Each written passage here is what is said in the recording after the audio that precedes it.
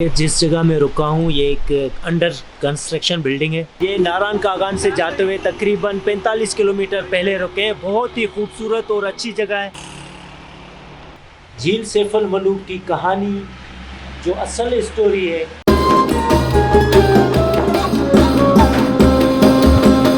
अस्सलामुअलैकुम मेरे viewers, welcome, खुशामदीद और स्वागत है आपको एक और नई ट्रेवल सीरीज में। इस वक्त मैं मौजूद हूँ मानसेरा बाईपास पर। ये मानसेरा बाईपास होता हुआ सीधा जाता है नारायण कागान की तरफ। यहाँ से लेफ्ट लेंगे, चेकिंग शुरू करेंगे और अपने ट्रेवल सीरीज दूसरी की पहली एपिसोड यहाँ से शुरू करेंगे। तो जैसे ही मुझे कोई लिफ्ट मिलती है तो जुड़ते हैं आपके साथ। तब तक जुड़े रहेगा मेरे साथ मेरे दर्शकों। रायकोट तक लिफ्ट मिल गई है। पहली लिफ्ट मिल चुकी है। पहली मानसेरा से पहले ये बराकोट है। यहाँ तक मुझे लिफ्ट मिली थी, लेकिन उस गाड़ी के अंदर एक बंदा बैठा हुआ था जो मेरे शहर से था। उसने मुझे ये कोल्ड ड्रिंक गिफ्ट की और आगे मुझे साथ चलने के लिए कह रहा था दूसरी गाड़ी में। मैं नहीं चाह रहा था कि उस बेचारे गरीब के ऊपर मेरी वजह से कोई तकलीफ आए। तो जैसे ही कोई लिफ्ट मिलती है जुड़ते हैं अपने साथ। अभी एक पराडो आ रही है, उसमें लिफ्ट ट्राई करता हूँ, शायद मिल जाए। और पहले आपको गढ़ी जाना पड़ेगा, गढ़ी के बाद बालाकोट जाना पड़ेगा। ये कोई 25 किलोमीटर का गेम बनता है। गढ़ी तक लेके चलेंगे। भाई थे जिन्होंने लिफ्ट दी गढ़ी तक, बहुत शुक्रिया मेरे भाई, बहुत शुक्रिया। अल्लाह हाफ़िज़। कागान जाते हुए गढ़ी में रुका हूँ। गढ़ी में बहुत ज़्यादा गर्मी है। जो टेम्परेचर में कश्मीर में बाहर के आया हूँ उसके बनिस्बत यहाँ पे बहुत गर्मी है। ठीक है, पुल तक बैठ जाता हूँ मैं आपके साथ। ये यहाँ तक एक 2 किलोमीटर की लिफ्ट थी। सीधा जाता है नारायण कागान की तरफ। तकरीबन कितने घंटे लगते हैं मेरे भाई?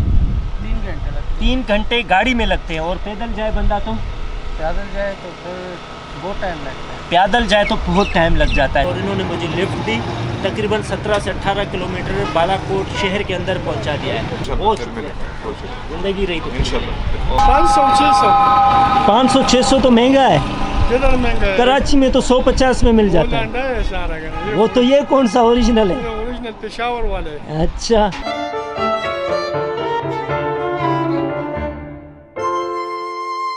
नारायण कागान जाने से पहले अल कुरैश चप्पल कबाब रेस्टोरेंट है जो ब्रिज के साथ बिल्कुल है। जो ये दिन दिहाड़े में भी यहाँ पे चप्पल कबाब बिक रहे हैं और बहुत सारा रश लगा हुआ है। क्या है? हाँ भाई, चिकन बिरयानी है, गोश्त है, दाल बाश है, सब चन है, कलेजी है, सब्जी पेली है, चप्पल कबाब है। इसमें क्या ले जाओ? 140 रुपए की दाल माश पड़ी है और मुजफ्फराबाद में 80 रुपए की पड़ती थी। 3 से 130-40 रुपए का खाना पड़ गया। मैंने तो नारायण कागान बाबू सर टॉप क्रॉस करना है। बैठूं? चलो भाई, ये ट्रक सवारी मिल गई है, कंटेनर टाइप। और अभी जस्ट मैं फ्यू सेकंड निकला हूँ वहाँ से, होटल से खाना खा के। तो ये भाई आ रहे थे, अकेले ही थे, तो लोड थी गाड़ी में, समझ गया जाएंगे तो सर यहीं पे ही मिला। अगर भाईजान ने लिफ्ट दे दी मांगू तो लिफ्ट तो भाई ने बोला ठीक है बैठ जाओ। लेकिन 7 घंटे की हमारी ड्राइव होगी नारायण कागान तक। बालाकोट की इख्तिताम हुदूद आ चुकी है और नारायण से तकरीबन 56 किलोमीटर 55 किलोमीटर पहले रुके। साउथ ईस्ट पॉइंट है नाल मोइन गेस्ट हाउस। अच्छा, ये किस जगह पड़ता है नारायण कागान से? ये दरमियान में पड़ता है, शीनो जगह का नाम है।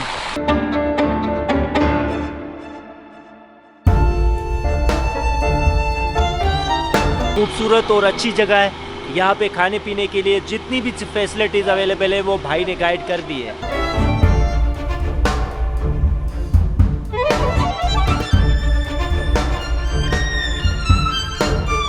मोहम्मद अफजल भाई के साथ 8 घंटे बालाकोट से सफ़र किया बरसात में और रोड काफ़ी बेड़ा गर्क हुआ था। तो मोहम्मद अफजल भाई बहुत शुक्रिया आपका। ठीक है सर। आप कुछ कहना चाहेंगे या आप कुछ कहना चाहेंगे? हाँ जी, अस्सलाम वालेकुम। ये भाई ने हमारे साथ सफ़र किया है, पिछले 7 घंटे से हमारे साथ हैं। बालाकोट से हम लोगों ने ड्राइव की है, यहाँ तक पहुँचे हैं। तो अभी इनसे हम अलविदा हो रहे हैं।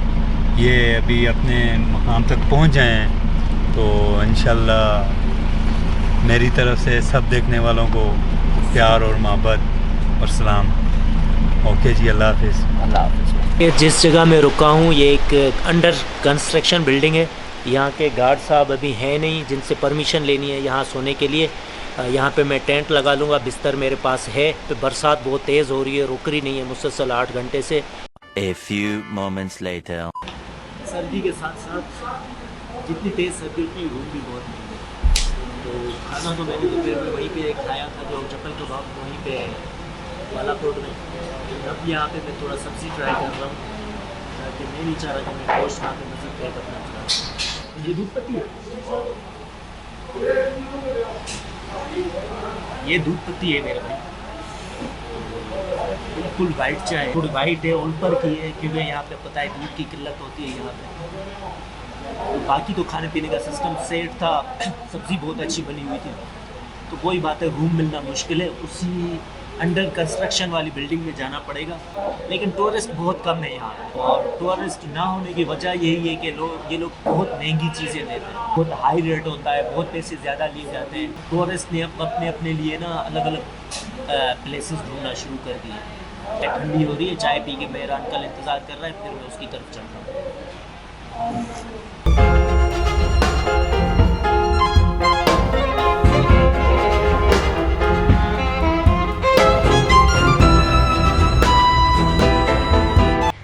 झील सैफ अल मलूक की कहानी जो असल स्टोरी है वो नहीं सुनी।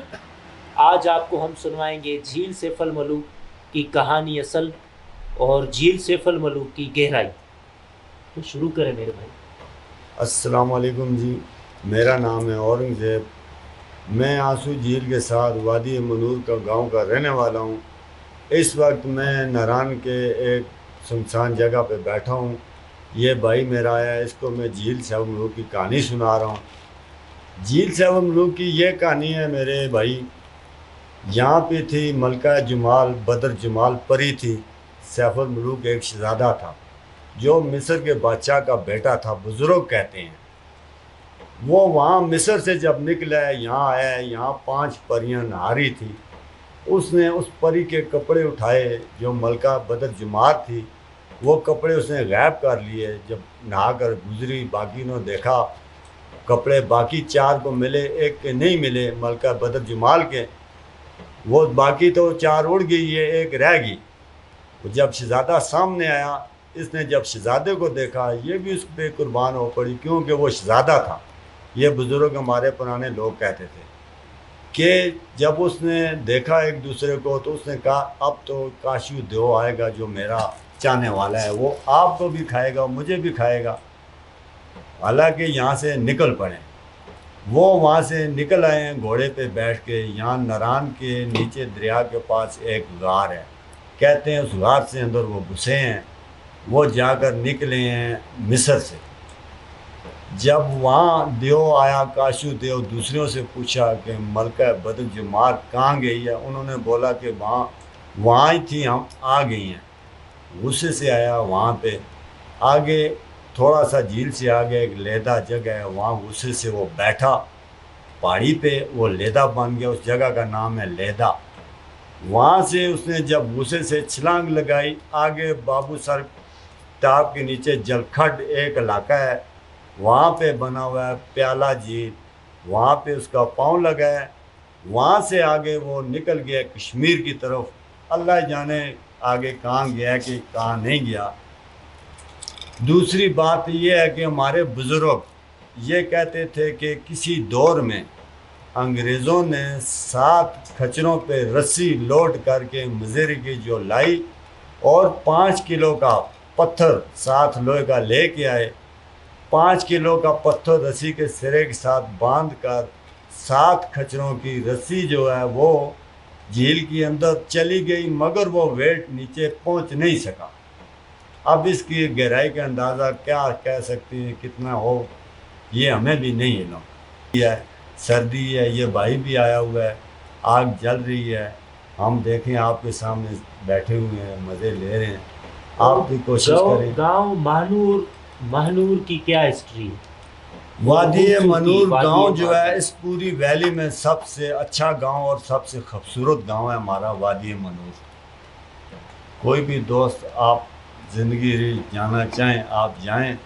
वहाँ आप बैठें देखें, आपको भी इतने इलाके घूम के आए हैं, कश्मीर घूम के आए हैं, वहाँ जगह अब आप नारायण में बैठे हुए हैं, वादी मनूर में आप जाएंगे वो भी बहुत आपको भी इंशाअल्लाह खुश लगेगा। वो इलाका वो ऐसा गांव है कि चाहने वाले का हर आदमी का जी करता है कि मैं जाऊँ वादी मनूर की तरफ। अस्सलामुअलैकुम मेरे व्यूअर्स, वेलकम, खुश आमदीद आपको एक और सेम व्लॉग में और अनदर डे नारायण की महंगी महंगी बाज़ारों से।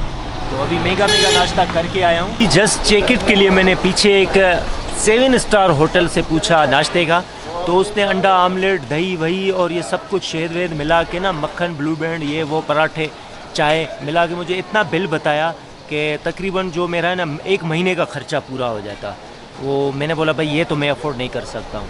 तो वही बात, नारायण कागान जो है ना वो हम जैसे सस्ते मुसाफिरों के लिए नहीं है। तो अगर आपको नारायण में आना है, मज़ा लेना है, तो यहाँ पे बेइंतहा पैसा लेके आओ, महंगे महंगे कमरे ख़रीदो और महंगी महंगी बाज़ारों से चीज़ें ख़रीदो और महंगे महंगे खानों का मज़ा लो, लुत्फ़ उठाओ और ख़ूबसूरती देखो।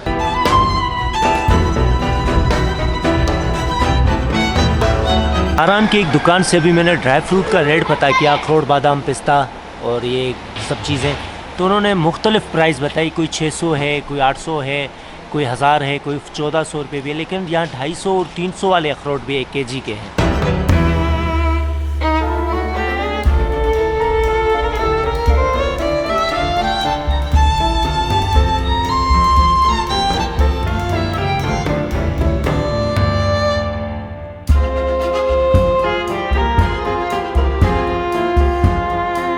वैसे नारायण और कागान की खूबसूरती को तो मानना पड़ेगा, लेकिन ये खूबसूरती उन लोगों के लिए है या इंस्टाग्राम के लिए पिक्चर बनाना बहुत पसंद करते हैं, उनके लिए ये बेहतरीन से बेहतरीन प्लेस है। तो उनको चाहिए कि यहाँ पे आके घूमना चाहिए।